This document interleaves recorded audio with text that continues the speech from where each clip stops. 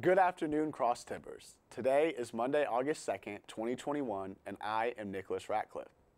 We are back with another summer broadcast where we will keep you up to date on summer activities in the Stephenville and the surrounding areas, as well as inform you of news from around the globe.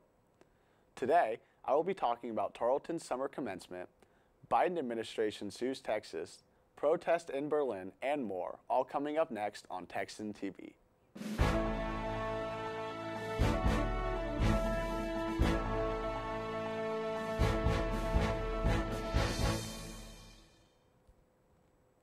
In campus news, this Friday, Tarleton State University will have two summer commencement ceremonies to give graduates and undergraduates their diplomas. The ceremonies will be held at the Memorial Stadium on the Stephenville campus. One ceremony will be at 9 a.m. for the colleges of Agriculture and Environmental Sciences, Business, and Science and Technology, and the second ceremony will be at 7 p.m. for the colleges of Education, Liberal and Fine Arts, and Health Sciences and Human Services. Both ceremonies will be live streamed. For more information, go to www.tarleton.edu/graduation. In local news, Jackson, a young local resident, is showing his big heart to the city of Stephenville. Jackson's lemonade stand will be serving up lemonade and chocolate chip cookies this Thursday, August 5th, from 11 a.m. to 3 p.m. at Casseroles to Go. While all items are free, donations are welcomed because all the money he raises will go to the Foster's Home for Children. If you have an office or business and would like to have yours delivered, Jackson's father will be helping with that. For more information, check out the Casseroles to Go Facebook page. And now, today's Texas, national, and international news from the Associated Press. The Biden administration is suing the state of Texas to prevent its state troopers from stopping vehicles carrying migrants on the grounds that they may spread COVID-19, stating that the practice would heighten tensions during the current border crisis.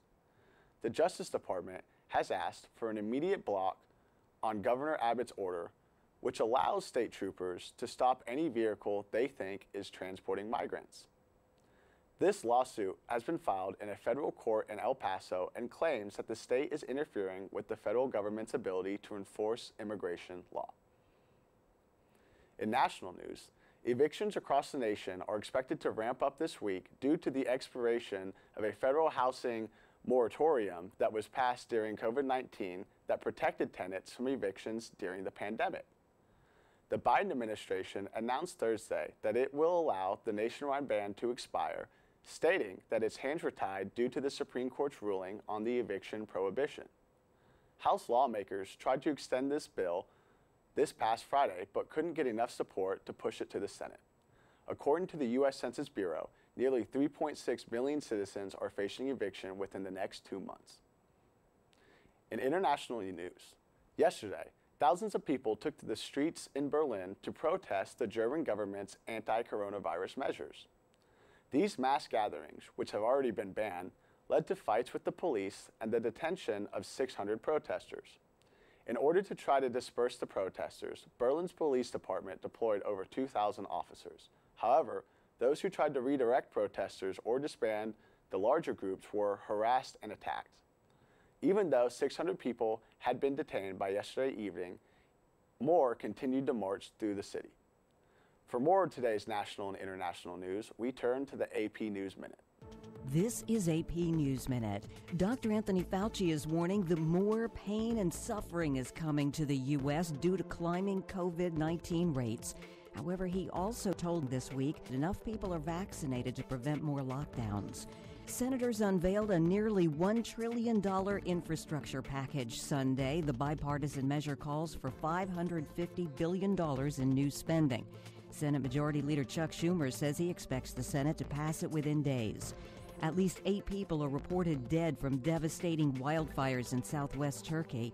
Residents and tourists have been fleeing the area by boat.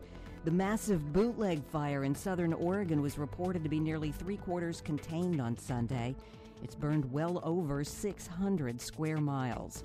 A wildfire in Hawaii's Big Island has forced evacuations and burned more than 60 square miles. Rita Foley, The Associated Press, with AP News Minute. In sports, For the first time since 2012, the Western Athletic Conference announced their preseason awards and 4 Texans were recognized. Offensive lineman Zach Perry and wide receiver Tariq Bitson were named to the 2021 preseason All-WAC offensive team, while linebacker Ronell Wilson and defensive back Devin Hafford named to the preseason All-WAC defensive team.